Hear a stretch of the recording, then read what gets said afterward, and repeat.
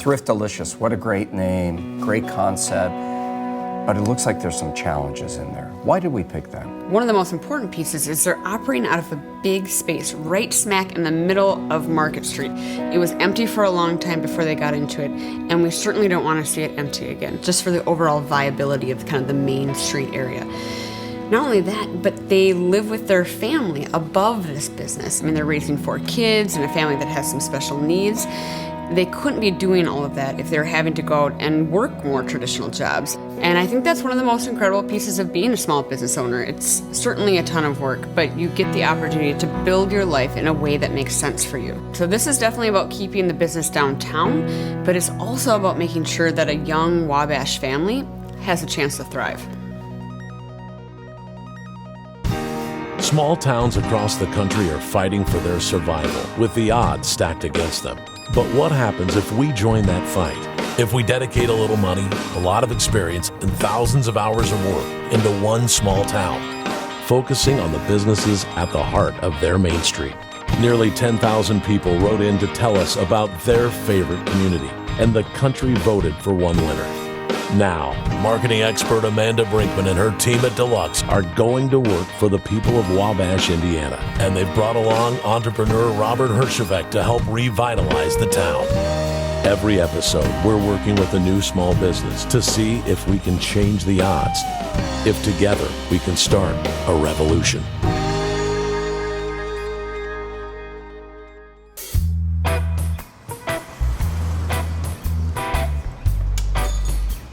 We started our business on Facebook. At one point, we had a few little things in our house, like a couple pieces of furniture that we didn't need anymore. So I was like, oh, I'll just take a couple pictures and see if anybody on my friends list might want this stuff. By the end of the first week, I think we had 500 fans. I found it! Oh, you did find that. That is really cool, actually. Hold it up just a little bit.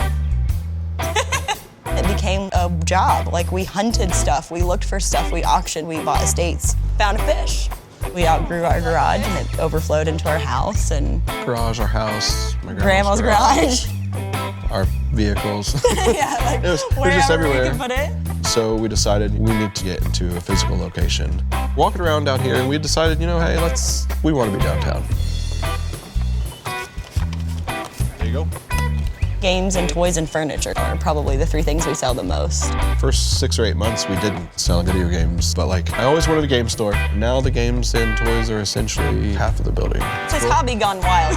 Right, yeah. It's fun. It's a fun time. So, did you start with a business plan? Did you start with We still don't have a business plan. Here's our business plan. We have a building. And some stuff. And some stuff. A little different. It's kind of odd, I guess. Within the last year, we moved upstairs. I got pregnant with child number 4, and like, we had no option. We'd outgrown our house. Hey. I'll make you some chicken nuggets. You better make Life gives you really crazy roads sometimes to travel down. They're different. What? A triangle. Pulling together and being there for each other is the best.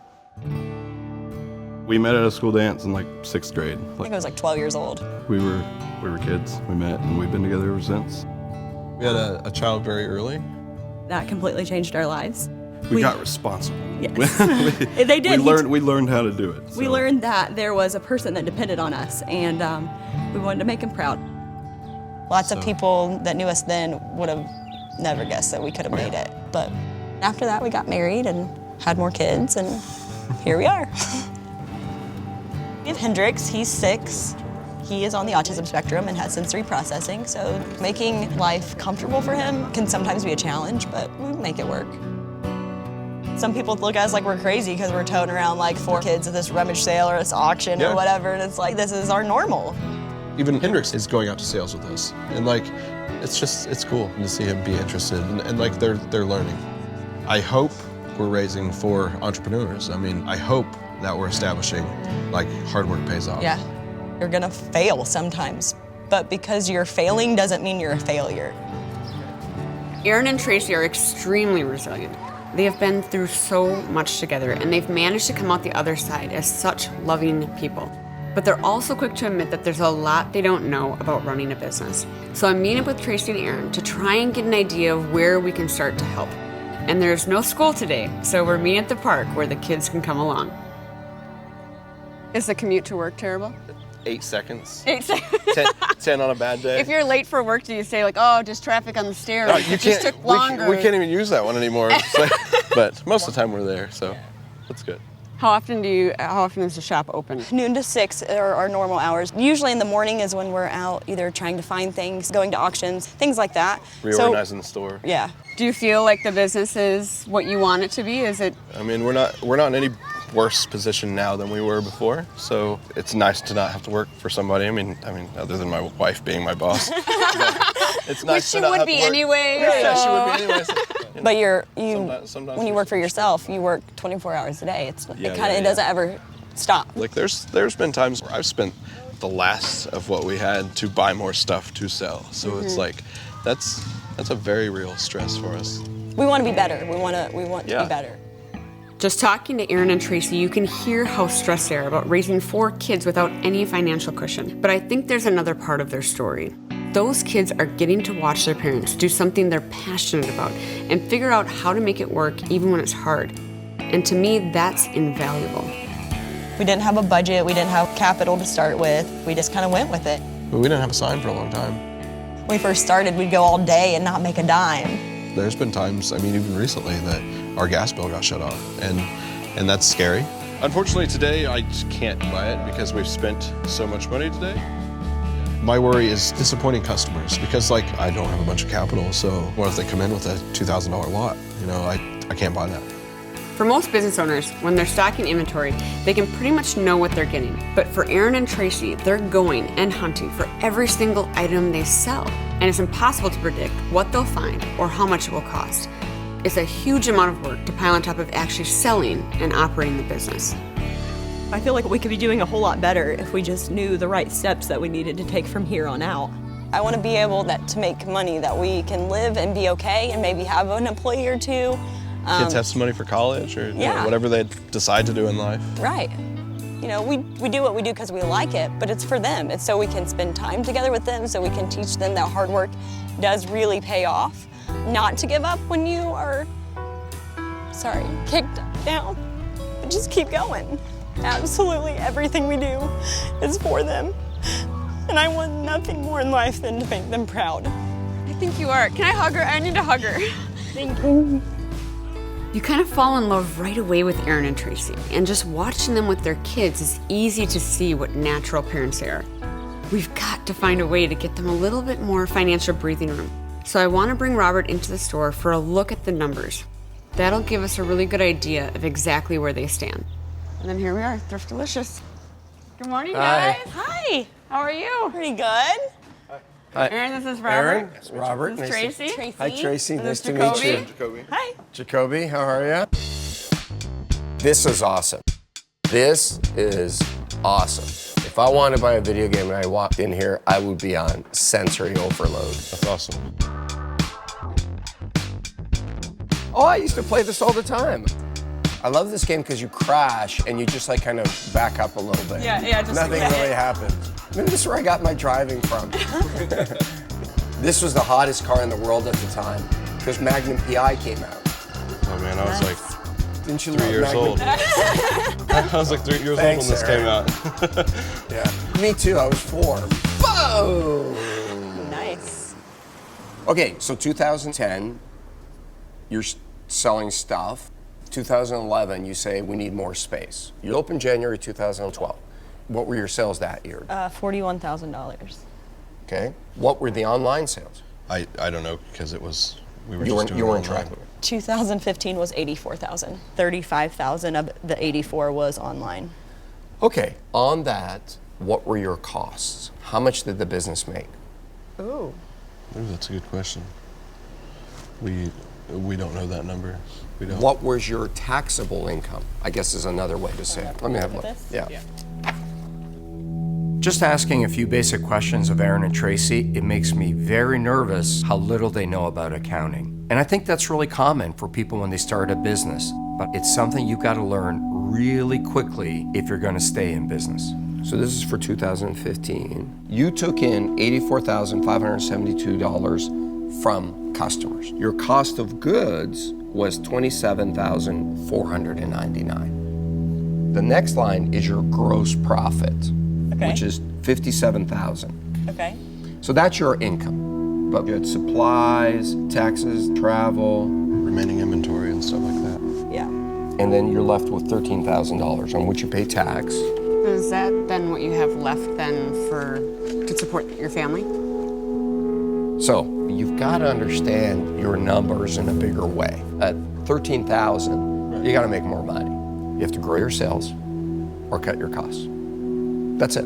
The number one metric of knowing whether you're making money in retail, it's sales per square foot. Whatever space you have, you want to make as much money on it as you can. So, do you really love the idea of having a store?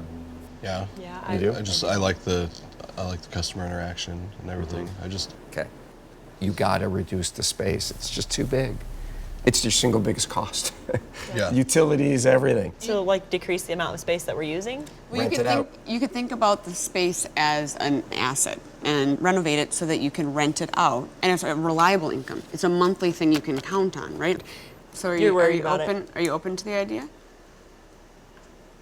Yes, he Yeah. is. This is ultimately your decision, but we're here to try and help you come up with something that is reliable and regular income. I feel like that we're definitely like living in the short term, not the long term of things. What do you mean? Like, just like month to month. Right. I don't want to have to worry about how we're going to come up with money to pay something. I just want to have enough money for it to be there to pay the lights. And Do you worry about that today? absolutely. Yeah. Every day. Sometimes we're riding on our last dollar, but you know, if we feel like we get out of those holes or out of those situations, but You can tell this conversation isn't fun for Aaron and Tracy. There's just a lot of scary truths they're having to deal with it. But I want to remind them of something they have accomplished. I'll tell you this, you've done something that 90% of people who ever start a business never do. You've made money, and you've stayed in business for more than a year. Most businesses failed in the first 12 months.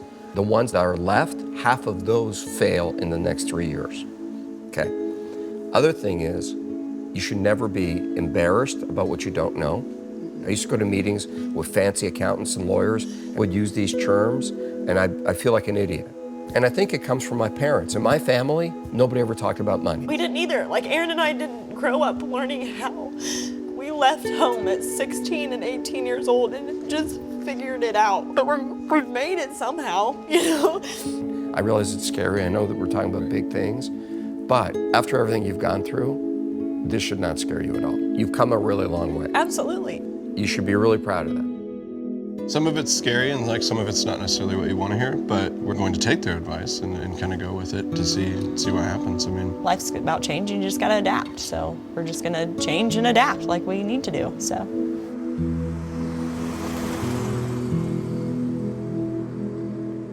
Talking with Aaron and Tracy, we spent a lot of our time focused on cutting costs. But now I want to attack this problem from the other end too, and try and see what we can do to help Thriftalicious sell more. Those solutions are going to fall into two basic categories: improving the customer experience in the store and improving the customer experience online. Is there a way we can make the space a little more inviting? I mean, there's two problems there. Too much space, and it didn't flow. Well, Tracy always refers to it as the 15-stepper. There are people who walk about 15 steps in, they go like this, and then they're back out again. And so there's something about that initial experience when they're coming into the store that isn't engaging them. And so we can help them with a little bit of retail design and prioritizing what they display. I do want to keep reminding them that people think of them as kind of that video games and vintage toys. I think we need to make that more of a priority when you first come in. Small businesses don't think that their bags, their window, their signage, where you come in, all of that is a way to get your brand out there. It amazes me how many small businesses don't put their logo out there, but big businesses do. That's an opportunity for us to infuse more branding. I also question if they had a better online presence, could they charge more? Not just online presence, but online sales is a big opportunity for them.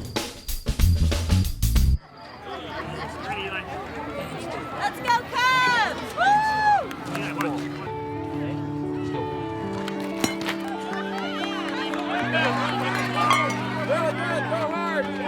Great hit.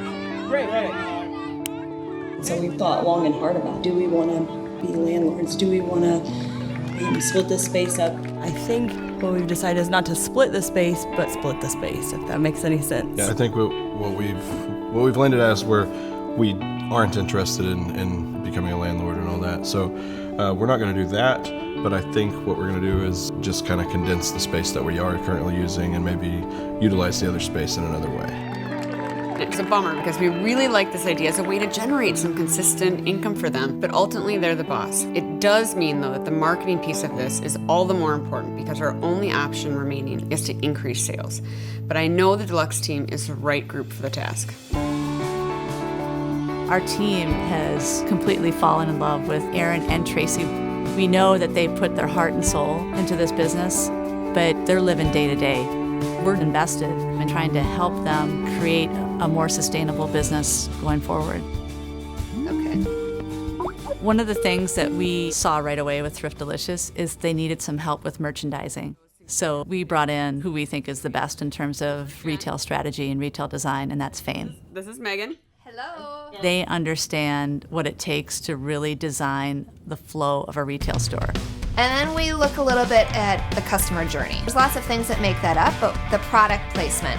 What are your pricing strategies? What's your supply and inventory? And really looking at those three things and levers. With the merchandise coming and going all the time, you have such a fun opportunity to create these little vignettes throughout the store. Our job is to really help Thriftalicious generate cash flow, so when they do see a good deal out there, that they have the money to go out and get it. Inside the store, it's just very dark, and so we want to redo the lighting for sure. And then the flow of the store. Most small business owners can't do it all on their own. So we have marketing experts from Deluxe, but we needed some business expertise to help Thriftalicious. What do you guys need, from an accounting standpoint? One of the questions that we ask all of the small businesses that we work with, it's what makes you different. Many business owners struggle with that. What's that cohesive theme inside their shop as well as online? Do they need to narrow their categories, or do they just need sort of this tagline message as to who they are? Everything they have in there really appeals to a certain generation. But vintage, I think, sounds old, right? It doesn't sound cool. To me, anything in that place is just cool stuff. So it's this old school, cool kind of feel. That's it. I love that. Old school, cool. Like that's a great brand story umbrella. They're curating and making really deliberate choices about the types of things that are in the shop. So we need to reflect those things online as well. This is not inherently Wabash. Whether you lived in Pasadena or Boston, you still loved Karate Kid. That's the type of thing we're trying to pull off here.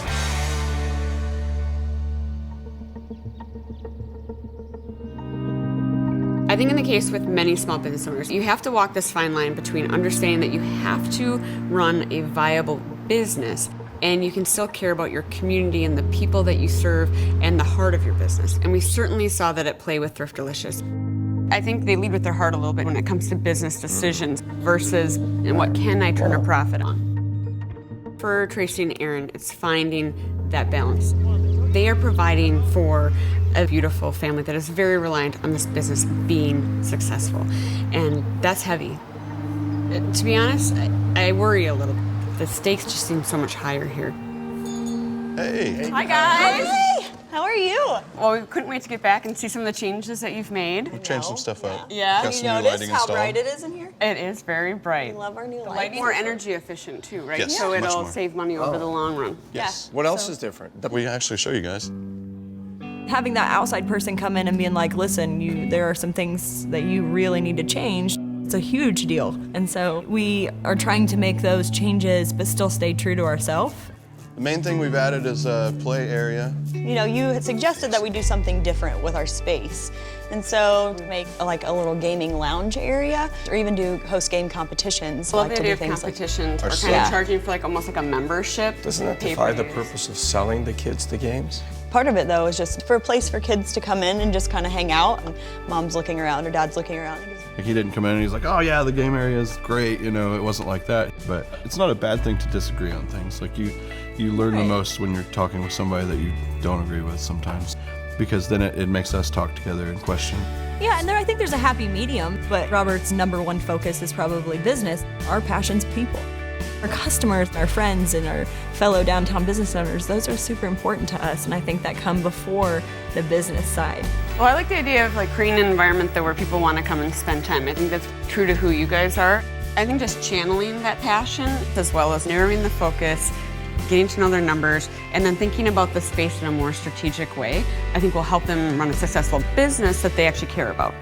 All right, so let's talk a little bit about floor plans. Right now, this is your main entrance. You have video games here. If that's what people are coming into the store for, let's make them walk more to get to them, right? Like we're letting them come right to the thing they want to buy and leave very easily from. That's a great If you think about kind of the spaghetti diagram, right? It was kind of cool because like I'm used to us trying to do it all ourselves. We don't often agree either, so they did a good job at both of us at making us both happy.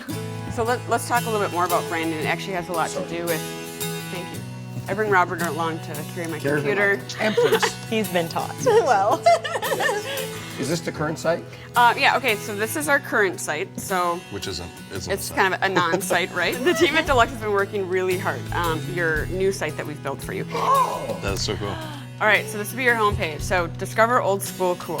Which I think is awesome. Old school cool. Yeah. I love that. It has a tagline too. Yeah. And then we start to take people down a particular path or a journey based on what they are there to buy. Then check that out, right? How cool is that? So you go into the game section of the site. I absolutely love the website. It surpassed my expectations. I'm amazed. I feel like they did capture us, like especially like the 8-bit us. That was amazing to see. So I understand you guys met with the accountants. Right. How did that go? He definitely made us feel comfortable, and I felt like it was somebody that, I think we could probably use in the future. We're glad to hear that it went well. So Deluxe is going to pay for you to work with that accountant for the next year. That's awesome. I'm stoked about that. A bunch of sessions prepaid with them, but we wanted to make sure that you had a good connection before. That's exciting, and we've never been able to do something like that, so that's super exciting. I feel very good about the tools and the advice that we gave them. You've given them the hammer. They got to go build the house. Well, we have really enjoyed working with you guys, and it's been really fun to watch kind of your journey as not only business owners, but as a family. So we have a couple of other things that we wanted to give you. Oh, awesome. Love that. For your gaming center. So we like the idea that you have a place where kids can come together and play it. And so we think it's important to have a bigger screen so that they can interact with it. And we got you Sonos music players as well, because Sonos will be a slick way for you to have music throughout this large of a space. Yeah. Wow. That's exciting. That's I'm so awesome. excited. Yes, Those will look good back there. Okay, one more thing. So last year, as a part of the Small Business Revolution, we worked with a horse ranch in Austin, Texas, that provides equine therapy for kids who struggle with depression or autism. We noticed that you said that you were looking into something like that for Hendrix, and so we found an equine therapy ranch here in Indiana and have purchased 8 sessions for Hendrix. Thank you very much. It means more to me than you'll ever know. Sometimes you forget that there are good people out there that do things like this. I always say, show me a business in trouble, and I'll show you an entrepreneur that can't take hardship. Where Aaron and Tracy started, with having kids so young and all the personal hardships, turning this business around should be nothing for them. I feel like it's a brand new beginning for us. And, we're not there yet, but we're getting there. Some days are good and some days are really, really tough. When you think back and you're like, would you do it again? And you think about it. Sometimes it's hard. This makes everything worth it.